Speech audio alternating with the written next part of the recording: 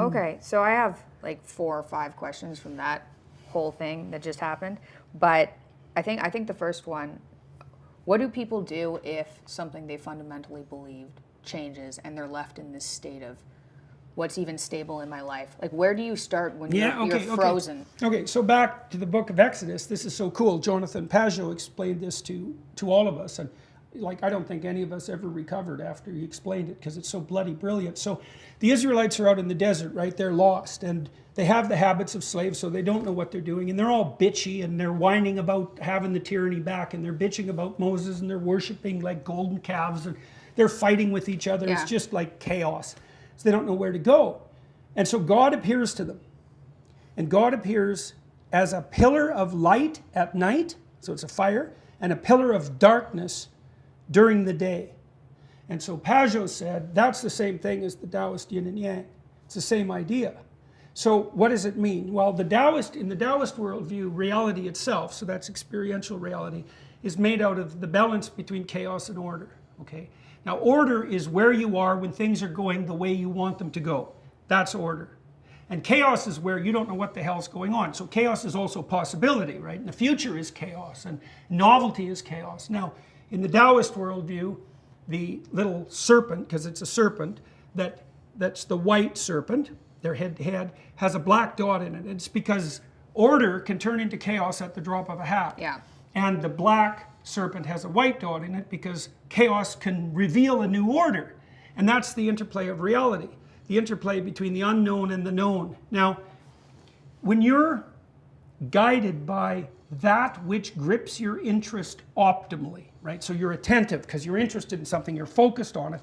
What it means is that chaos and order are balanced for you in a way that doesn't flood you too much, so you're not too terrified, but that isn't so predictable that no transformation is taking place in front of. Now, you might think, well, what I want to be is stable. And the answer, that's wrong. You don't want to be stable. You want to be stable and improving, right? Okay, so something will beckon to you as compelling and interesting if it's exactly on the frontier between chaos and order that will move your development forward, right? And when that happens, you're engaged. That's the instinctive meaning. That's how God manifests himself to the Israelites in the desert. It's that the thing that grips your attention. It's like the snitch that Harry Potter chases and wins the game. Yeah. You know, that's the thing that dances and grabs your attention. And so you could think of God in the story of Exodus as that which calls to you. And you see a precursor of that in Exodus because Moses leaves Egypt at one point. He kills an Egyptian who has beaten up an Israelite. And he kills him, and then the word gets around, and he's afraid the Pharaoh's going to kill him. So he leaves, and he goes to this land, Midian. I think it's Midian. His father-in-law is a Midianite priest.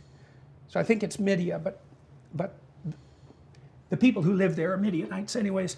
He marries one of the priest's daughters, and he settles into their household. And like, he's very valued there because he rescued the girls, including the one he married, from these like thugs at a well. And they're pretty happy with Moses. Yeah. And now he's a shepherd, and and a shepherd is a guide and a leader, right? That's what a shepherd does. And a shepherd protects the weak, because that's also what a shepherd does. And remember, in the Middle East at this time, there's lions and wolves. And like, you're not some trivial dude if you're a shepherd, because you're out there alone and where there's predators, and you're, taking care of the vulnerable. So that's the leader. Yeah. That's the leader, right? That's why the shepherd is a leader figure in the Old Testament. You have a rod that you move the sheep with and fight off the predators, and that's Moses, and he's having a perfectly fine time. He doesn't even want to go back to Egypt.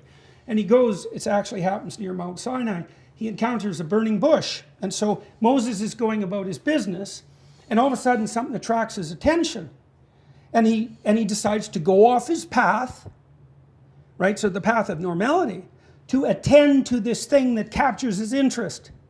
And it's not like a burning forest, it's just something that glitters, right? It's a call. And so Moses goes to investigate, and as he approaches it, he realizes that it's a burning bush. And so what does that mean? Well, a tree is a symbol of life, like the tree of life, right? The tree is a symbol of life because, well, trees are alive, obviously, but that branching complexity is sort of emblematic of life. And a burning tree is being and becoming at the same time, because fire is transformation. And so the burning bush is a symbol of being and becoming simultaneously, right? And so Moses investigates this. And as he investigates it more deeply, here's a voice, and the voice says, you're starting to tread on sacred ground. And so he takes off his shoes and continues to investigate. And that's when God himself reveals himself to Moses and then really transforms him into a revelatory leader. And the idea there is, it's such an amazing idea, and I think it's absolutely right, is that, you know, you're going to be walking down your pathway in life, and maybe you're perfectly content, and something is going to glitter and gleam in the periphery, capture your interest, right? And it's partly you, because it's you that's interested, but it's partly the world calling to you, because you don't get to say what makes you interested, right? It sort of happens to you. Yeah. It's a synchronicity, like it's a place where the narrative and the objective touch. And so if you decide to go off your pathway and investigate what interests you, and you investigate it enough, you go deeper and deeper and deeper. And if you go deep enough, you get on sacred ground. And that's where you're getting so deep that you're starting to study that which everything depends on.